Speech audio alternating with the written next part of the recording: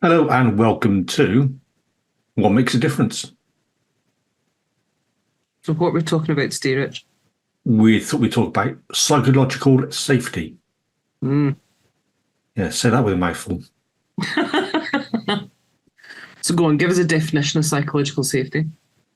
It could be how safe do you feel in a workplace mentally? Do you trust the people around you? And do they trust you as well, I think? Okay. So How do you define it? Oh, and also, is that person consistent in their behaviors as well? I suppose there's two ways of approaching it, isn't there?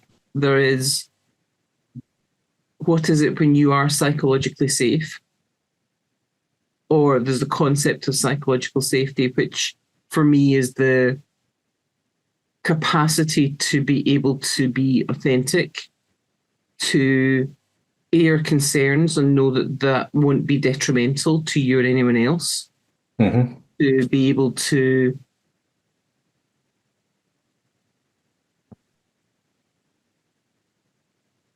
I suppose it gets like a huge amount of or has been getting a huge amount of focus recently in a lot of things like LinkedIn blogs and that sort of stuff and articles about the importance of psychological safety in the workplace. From a commercial aspect, I suppose it's almost like a managing of a risk factor for a business, because if their workforce or workplace is psychologically safe, then you could argue that they're more equipped to respond to adversity and also less likely to Leave. Well, employees are less likely to leave, but two, from a commercial aspect, the business is much more sustainable because everybody's eyes within the business then and everybody's voices has the capacity to raise concerns, knowing that they trust that that will be dealt with fairly and without risk. Mm-hmm. Yeah, and that's what I was about, that consistency as well. Yeah. So does that manager or team leader treat the incident the same? Do they treat similar incidents the same with one, with all across all the workforce? Or do they treat one person completely differently? And people who do, mess up in the same way or have that particular habit, do they get, oh no, that's all right. That's how Jim Bob does things. That's all right. I got Susan over in the corner getting lambasted for doing a similar thing. Yeah. Because as you're talking, it was kind of like I was trying on that concept for size and saying, well, what am I like when I feel psychologically safe? There's an ease in it and a level of settlement that goes with that sense of safety, doesn't it? For me, anyway. I guess there's also that potential power dynamic as well, isn't it? Tell me more about that. So you got a manager or someone, and they've got in that workplace, they've got sort of authority over what you're doing. Then, if they're behaving in a different way to somebody else, that person, I forget that. Delete all of that. What I just said. But there's a power dynamic somewhere. Well, is that power dynamic based on the trusts that we give? So, in other words, if I explore that further, as you were talking about that power balance and direction, it's almost like when somebody gives you direction or makes a request of you, there's a trust given, isn't there, that that's the right thing, that that's going to be a positive outcome, that that's needed. Mm-hmm. The power dynamic normally, well, is it more that the power sits gently then? In other words, you know that the power sits in the capacity to decide, the capacity to act, but not necessarily in the capacity to control or limit. And they're two very different things. Mm.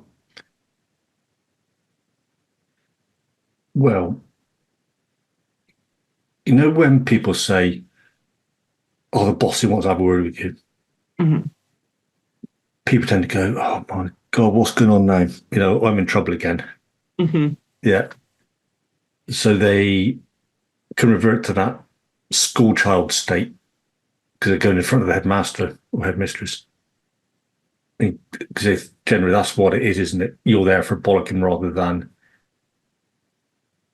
something, you know, rather than going, oh yeah, we're going to reward you for carrying something out. Was that maybe a benchmark or a measure of how safe your workplace is?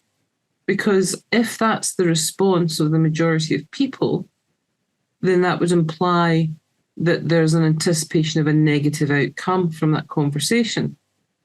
If you're in an environment that's psychologically safe, would the response tend to be on the weight of things more likely to be curiosity over what it is they'd like to see you about rather than anxiety or concern over what's coming next? Yeah, but also they would, the messenger would also be saying, oh, the boss wants to see you about this, rather than the boss wants to see you now. Yeah. So there's a level of communication there and the openness of communication and how communication is delivered or received.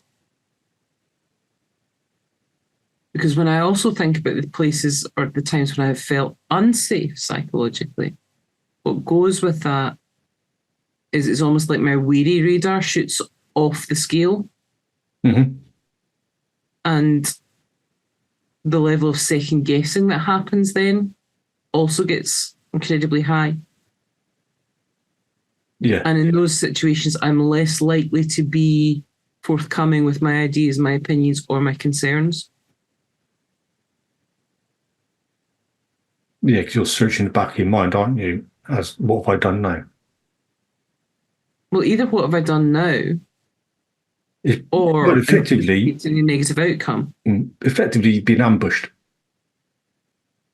or I'm so anticipating ambush. Yeah. Yeah, so you've been completely wrong-footed.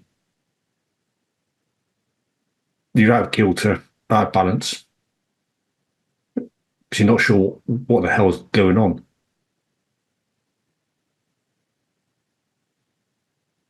So if I look back in my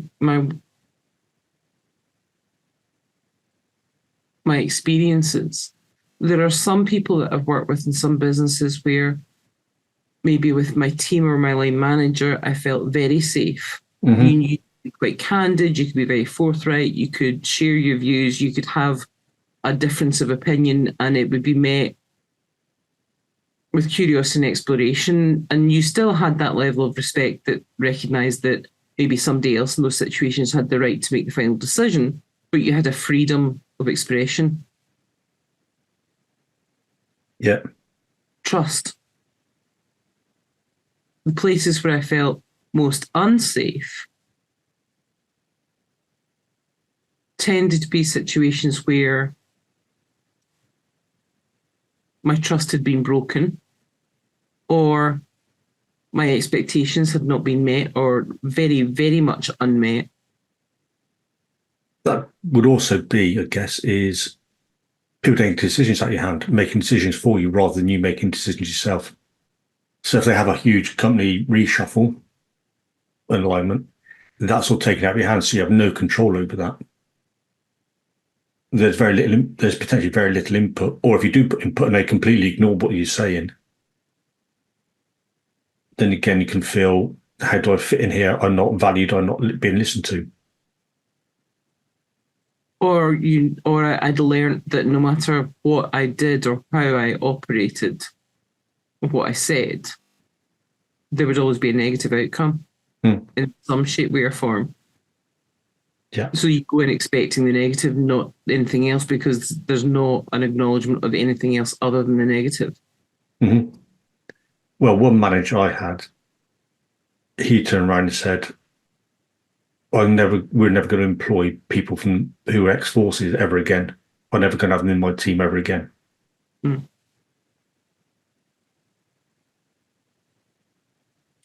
And that immediately probably passes a huge amount of judgment on you Yeah. and everybody else in the entire sector of a population Mm-hmm. with no explanation for why. Well, there's a whole backstory by that as well. And they weren't doing their due diligence they're ignoring the problem that's going on within the workforce as well, because there's another lad who was ex-forces himself, and they ignored the problem with him. They let him carry on because he's really good at his job. Mm-hmm. And then, whatever reasons, I don't know the ins and outs of it, obviously, but they fired him. They didn't offer him that support. They ignored what was happening with him, let him carry on. So again, there's that psychological safety of, can we trust their decision making? Or even simpler, can we trust them? Yeah. Because that's about trusting somebody's capacity to do the right thing and to be fair, isn't it? And to treat people fairly. And if you don't have that trust, then it can make the workplace a very anxious place. It can make the relationship a very anxious relationship. Mm-hmm. And that applies also within our friendships and our more intimate relationships as well. If we feel psychologically safe, there's a freedom that comes with that of expression of. But that's how well we communicate, isn't it? Yeah. Uh-huh.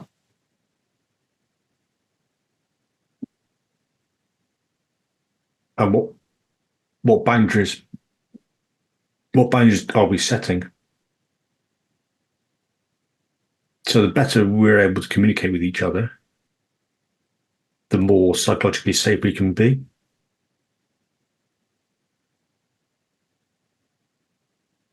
People may not like hearing what you've got to say, but those difficult conversations are necessary.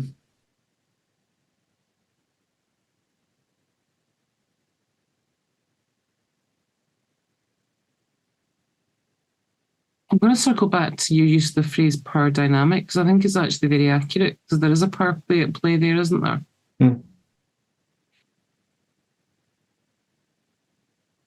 Well, as you like to talk about, Ali, it's contracting, isn't it? And that what's that chart you keep going about is contracting. You've got the parent, child, parent. Adult, parent, child. Yeah. Uh-huh. Transactional analysis. Mm-hmm, that's it. But there's also that element in contracting and power, where it depends how that power is demonstrated, doesn't it? Because it can be a show of force, or it can be demonstrated in somebody's own security, in their own presence, and always they sit comfortably in themselves.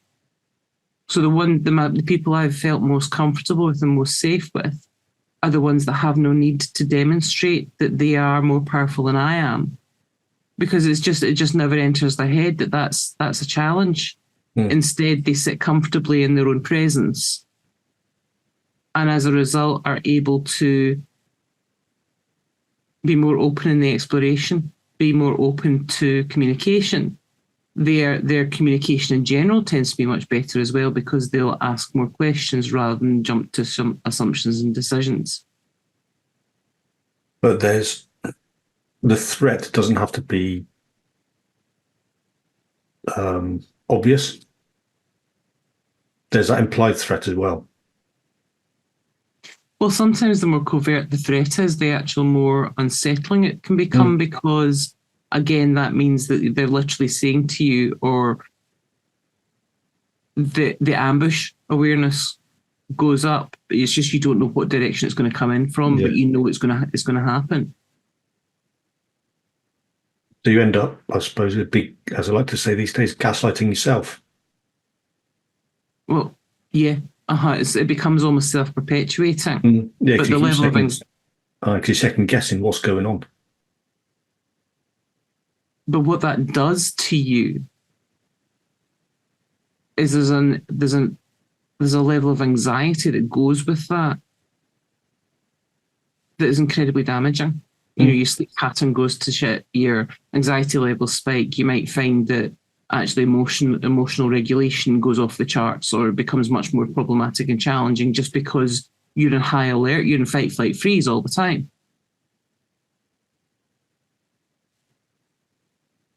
And your body's not designed for sustained fight, flight, freeze. Your brain's not designed for sustained fight, flight, freeze.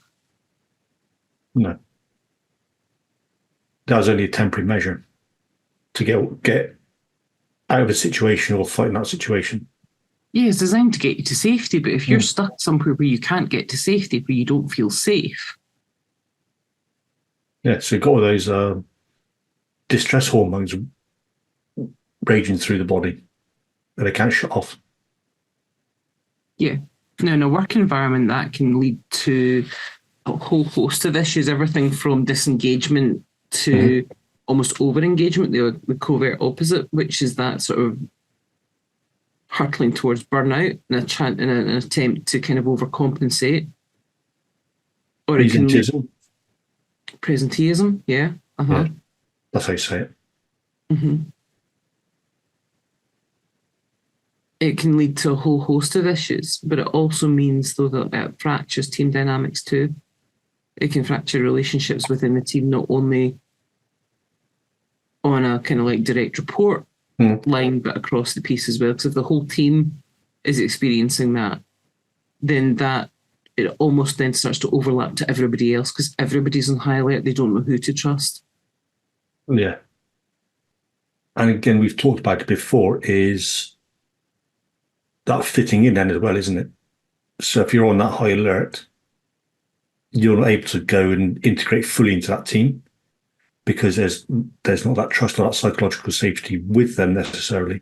And maybe they're reflecting that back at you as well.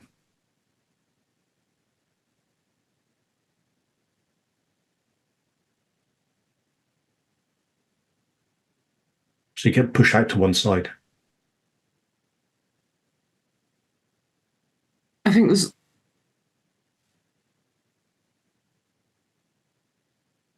there's conversations that happen regularly across all media challenges about the impact of bullying. In a way, that lack of psychological safety is another demonstration of bullying. It's just it is or can be more covert. It's not as obvious. But it's almost like institutional bullying. It's the institution that's doing the bullying rather than the individuals that are participating are almost like the players and the pawns on the chessboard. They're moved by the institution because the culture of the institution. But then the institution is made up by people. It is. The institution doesn't actually exist, does it? It's only the actions and things that people carry out.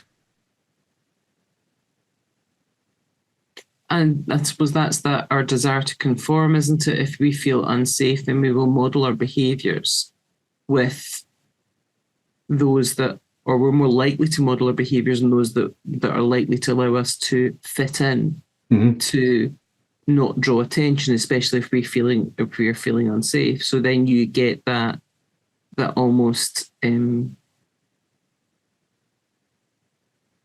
unsafe breeds unsafe. Yeah. And there's that other thing that organizations do, businesses do, where they will get a top performing person, say that's in sales. I know they're top sales bod for the whole of the country, whatever they're doing. And then they make them the regional manager for the sales team in whatever area. But that person starts to fail because they've not had any leadership or management training. they're doing what they had to do the same way they were selling their product to someone. There's a lot of organisations that promote, give these job titles, put people in charge of teams, and it's almost like by the gifting of the new contract, I thereby imbibe you with all the leadership qualities you will ever need to do for the role, and that poor person's then stuck going, I have no clue how to do this. Maybe the first time they've managed people or managed a team, and it's like, where do I start? Yeah, so they're effectively drowning as well. Yeah. And they probably don't feel safe in that role either.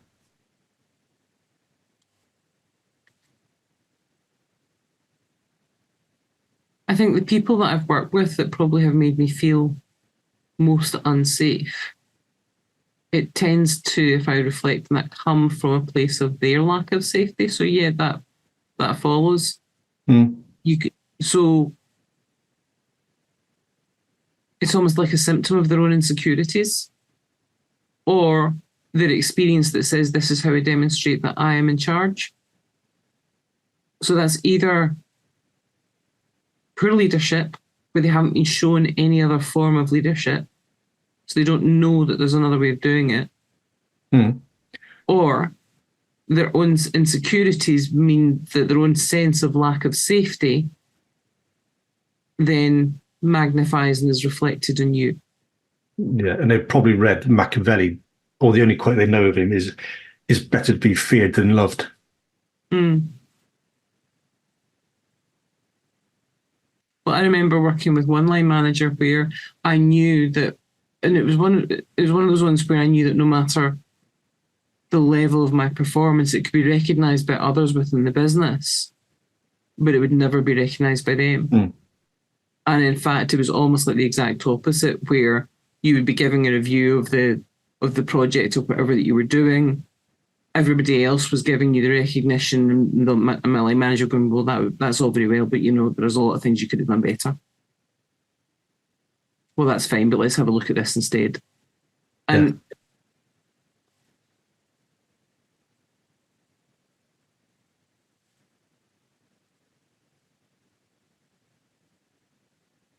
or I'd been meetings with them.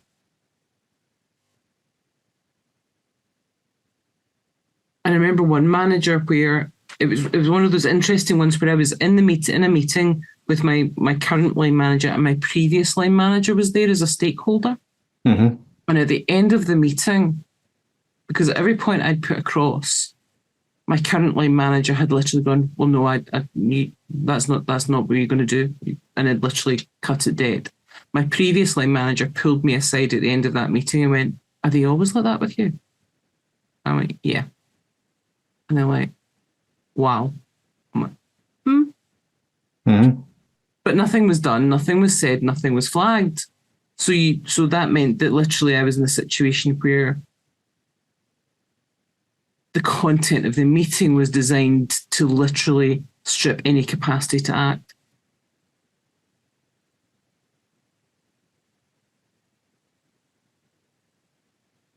A lot of that would have been about my current line manager's desire to be in charge and control, and their incapacity to be able to demonstrate that actually they didn't need to have to be in control of everything in order to benefit from that. Yeah, but that's about learning how to delegate, isn't it? And letting go of what you need to let go of. It's delegation and trust. What it demonstrated was a lack of trust.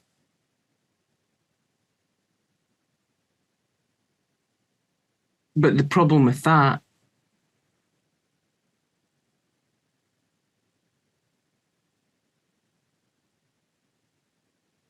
is that either the team doesn't support them or the team doesn't support each other. Yeah. And the individuals end up fried, burnt out, and very damaged by the entire experience. And there's that potential infighting as well.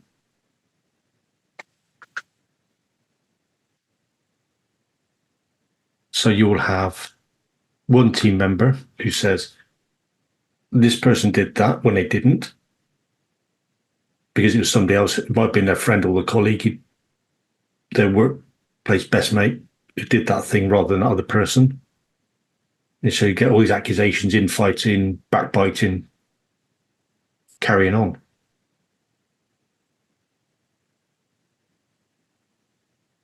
Which is what Hitler did to a certain extent with all his more senior officers.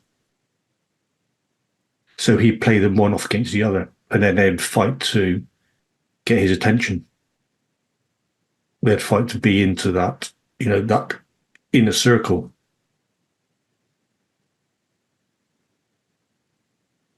The phrase that springs to mind is "cheat them mean, keep them keen." Uh-huh. I remember having a conversation with one senior manager that I was working with, and his comment to me about his team was, I like to encourage competition between them, to keep them fighting amongst themselves, because then they perform better. And my feedback to them was, really? So all their energy is spent on ripping each other apart instead of actually delivering and working together to deliver a greater benefit. Mm. And it was a very almost old school view of life that's like, yeah, I've got to pit them against themselves. It's like a gladiator ring, and they're all going to go in and fight to the death to get the prize and blah, blah, blah. And I'm like, and yeah, what do you end up with? Casualties and bodies. Mm-hmm. And no team, because they've wrecked each other to get to be the one person that survives and is still standing at the end of the fight. But in actual fact, you needed 5. Yeah. That's similar to someone I know. And he's working for a water company. Mm. Anyway, this particular individual, he asked him to turn his valve, which hadn't been used for like 40 odd years, because there's a reason not being used for 40 odd years. So he asked his dad what he needed to do. He said, well, you've got to get this in writing. You want him to email saying you got to turn this valve, mm-hmm. which he did do. And then there's a whole paper trail as to why this valve got opened. Turns out it wasn't a good idea to open that valve. Yeah. Anyway, so it turned out that after having a meeting with this manager and whatever else, he was scared of this guy coming up. He's like level or 2 below him. Mm-hmm. But once they had that chat and everything was sorted out, this guy then ended up mentoring him, because this chap didn't have, I think he only had a couple of years left before retirement. And that's what he was scared of, being kicked out, early retirement, and losing whatever bit of his pension that he's got remaining. Mm-hmm. So that meant that leader probably felt very unsafe. Mm-hmm. Very he's got this lad who's up and coming, going to take his job. Uh-huh. Take the rug out from under his feet, as it were. Yeah. But then, obviously, as it turned out, the guy ended up mentoring him, and this laddie took this chap's place. So it was all good in the end. Mm. But it's just that initial bit of, oh, bugger, this guy's coming up.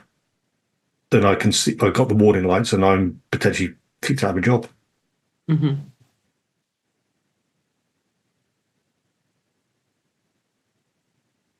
It's a bit like, it's also the risk of mutiny in the bounty, isn't there, situation? Mutiny, Mr. Christian, mutiny. Yeah. Mm-hmm. Yeah. Where, as a result, the individuals that are pushed into that position of psychological unsafety at some point become the wave of change themselves. Mm. And act.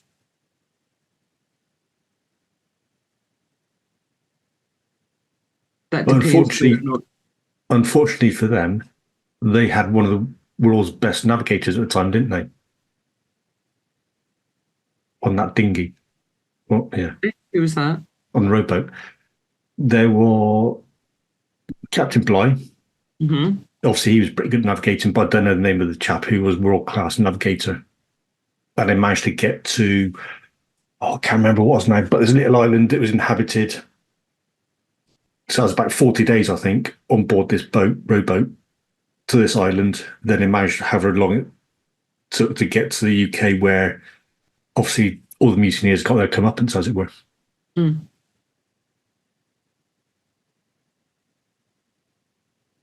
If I look at that outside of a work context,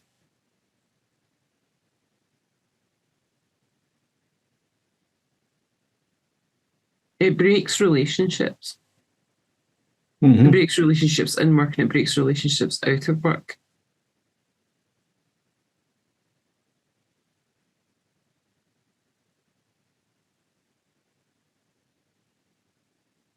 And if I think about the element that's probably most important in that psychological safety,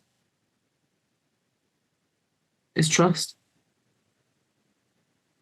Yeah. Well, if you're not trusting them to do the right thing, or you're trusting them to act in a particular manner towards you,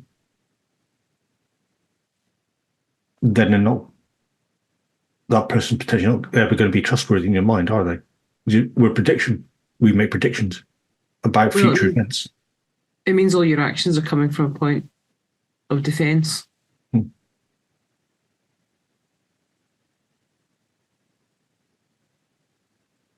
And that's not a good place to be in. Sometimes it's essential.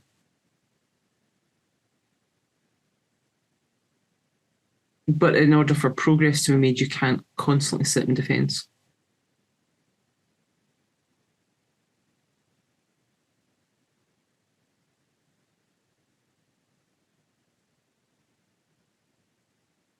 I think, again, there's choices to be made there, isn't there? It's is this changeable? If it's changeable, what needs to happen in order for that to change?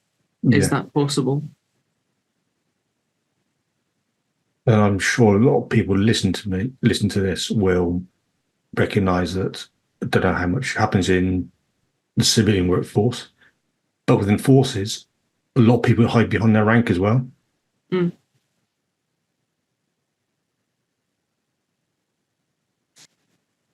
There's almost a risk assessment of those choices, isn't it? Before you act, it's if I act within the constraints that I'm currently operating, what is the outcome? What is my aim that I want to achieve? And how likely is it? And do I have access to the right level to try and enable that?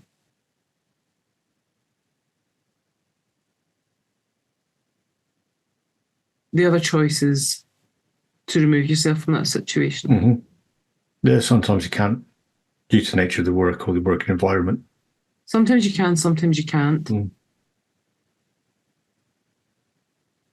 Sometimes it's a matter of picking your time. Oh, yeah. Or getting transferred away from that workplace. Mm-hmm. And maybe you act after the transfer happens. So you establish your own perimeter, your own safety, and then you act from a place where you are secure. Mm-hmm.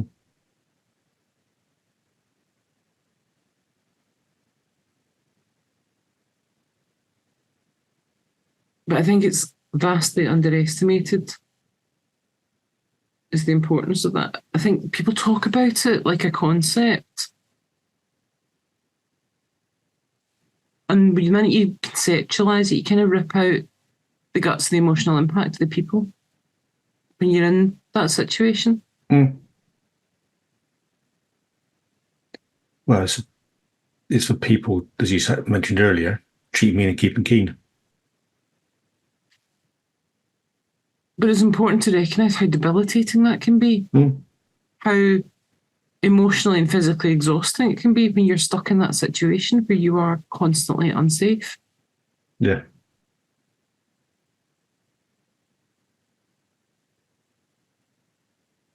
It is not a good place to be. No, and they wonder why something like 75% of the workforce hates their jobs.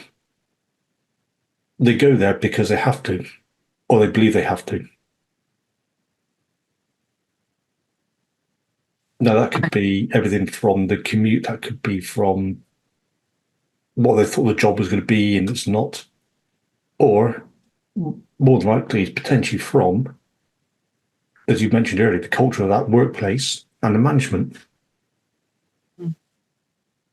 I remember doing a piece of work with an entire function who they recognised at some level that the behaviours across the entire team were not good. The entire team was constantly at loggerheads with each other. They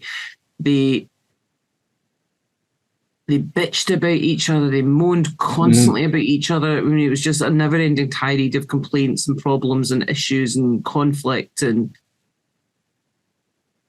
they asked me to do some work with the team. And literally the first thing we did was almost design a charter for behaviours that made us feel safe in that team. And we literally did a whole piece on, you know, what are the things that make you feel unsafe, what are the things that make you feel safe. Okay, what currently happens in your workplace, and they all notes, and they've all got to kind of just put down their actual secret thoughts, and you know, they all handed them to me and they all went up on a wall somebody else with my handwriting and nobody else's. So there was a hell of a lot of writing that day. It was a very busy wall. But then they got to choose which behaviours they wanted to keep and which they wanted to ditch. And the leaders of that team took part in that too. And they helped facilitate that conversation and acknowledge some of their behaviours and some of their issues so that the whole team could move on. Mm-hmm. Well, that's like I was chatting to someone the other day, isn't it? And they went to do some work at a school and they said, oh, we want to teach. We want the kids to be this way and do this. But the leaders were doing the exact opposite of what they wanted. So everybody else is following that on. Yeah. And what was interesting about that piece of work was the entire team wrote a contract at the end of it for each other about the permissions they were now willing to give each other to get the behaviours they wanted in the workplace they wanted.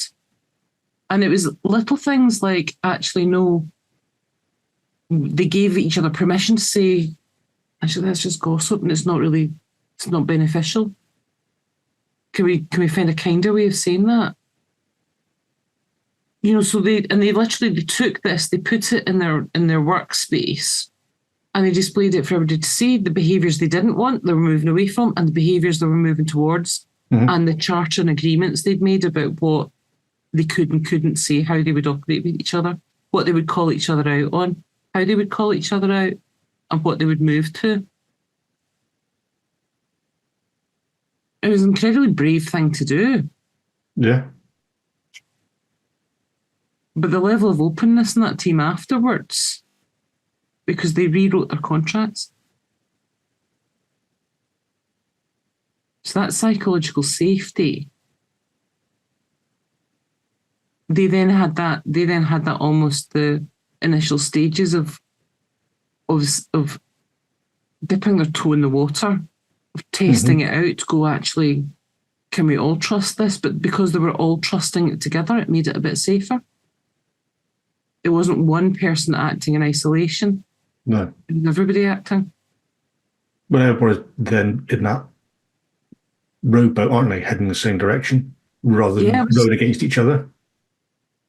It's almost like a much more planned and less bloody Mutiny in the Bounty. Yeah. Well, I guess beforehand, it's kind of like when you're watching ants and they pick up an insect, they're all pulling in different directions, and then eventually they'll go, oh, right, this is the best way to go, so we'll head off that way. Yeah, very much.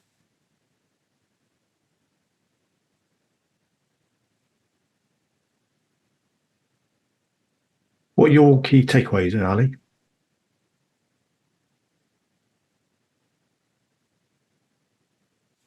That when you strip away the jargon, you get down to the root of it, which is trust.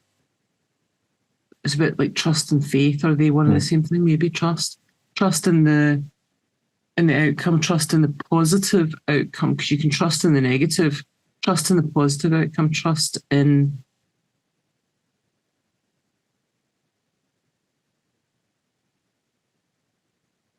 the good intention, the shared intention. But it also, I'm going to put faith back in there, it also comes down sometimes into a leap of faith in terms of that risk assessing. Is it my job to quote us, make the difference, or is it somebody else's? It can't be underestimated how important it is and how big a detriment it can be to an individual, to a relationship, to a team, to business. But it can change. We can help with that. We can work with individuals, with friendships, with relationships, with teams and with businesses to help resolve that. We can indeed. Well, I think it's also important to know that in a way,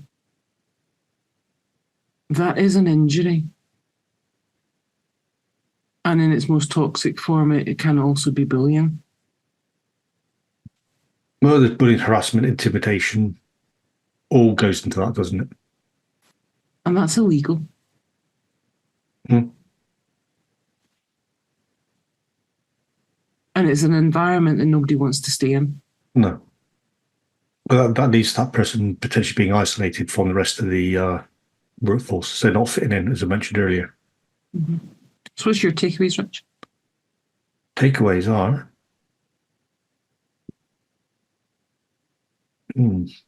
if you're not safe in that environment, is it time to leave?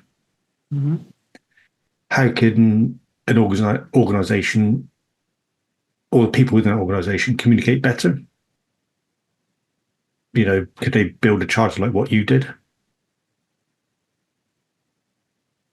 And if there has been that environment where there's been very little trust, how can you rebuild that trust back?